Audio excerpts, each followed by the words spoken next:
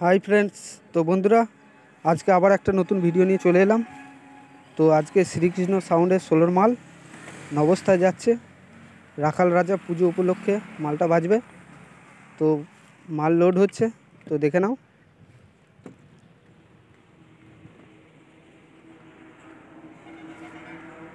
बक्स machine सब load हो गेछे, चोंग लोड होते बाकी आछे।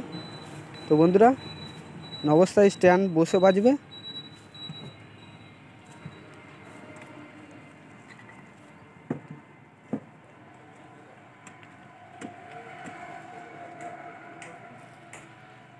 तो सामने चोंग रखा आछे। तो बंधुरा ये देखे नाओ श्रीकृष्ण साउंडे 30 मालटा दोकानेই আছে।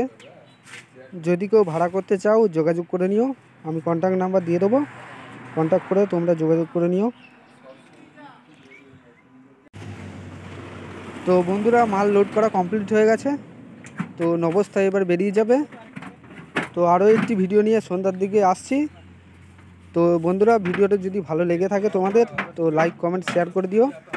আর চ্যানেলে যদি কোনো নতুন বন্ধু এসে থাকো তো সাবস্ক্রাইব করে পাশে থেকো নিত্য নতুন মাইকের ভিডিও দেখার জন্য।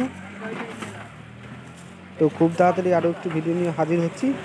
তো সুস্থ থেকো, ভালো থেকো সবাই।